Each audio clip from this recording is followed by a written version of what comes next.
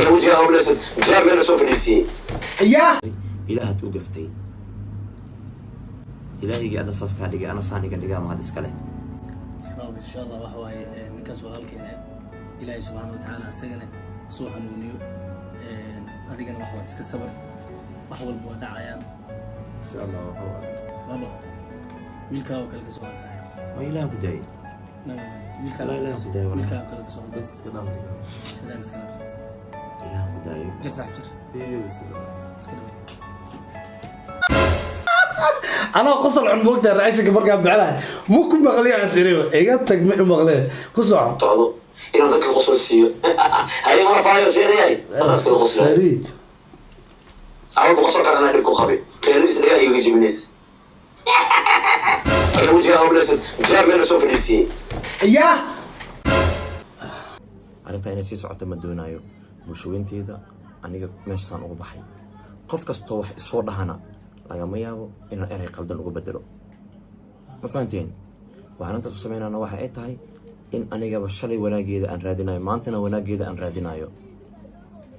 aniga ma jecel qof binaadana noo xumeeyo ma jecel qof binaadana ku xadgudbo ma jecel qof binaadana ku gardaroodo wixii way dhaceen si u dhaceen lama dhehe si looga xaltamayaa lahaa qofka oo tol iyo qaraabi iyo noo ah dowladana ku jiraan ma sha Allah in adeer sudu bismillaahi raxmaani raxiim raali gelin buuxdan rabaa inaan baxsho maanta wiilkan gef oo gabar oo geystay oo afgaad ah wiilo la dhahayo oo gef u geystan rabaa raali gelin inaan ka bixi oo cimaamad aan saaro beelaha hawiye khaas ah mudulood wiilkan shaanshiya waaya gibilcad waa hooyadiis ambursada ah korontada ku dhashay madiino laakiin aabiis هذا كأركتين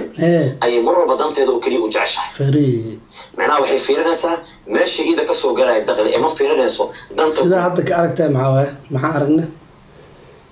أنا إذا حتى دنت هذا جود يمتقال بماركين قف أنت مالسو استاكتي فكر كذا كهذا الشيء هأقل دنا هذا أصعنا هذا معناها ما أنت حس الشيخ محمد صوحل كماي أنا هذا دان أنا وعانا إنكستوين ونكسنين وسنة بابجي كسحين هاي وقفك هدوب عين هاي وبابليك فيجر هاي أيسن كيف وقالي وحن روى أنا أدير كيسة رالي قلي أنا ودون كيسة هاي رالي قلي أنا إلينسيو بيلها أبقال رالي هذا عمامنا إلينساري السلام عليكم انتي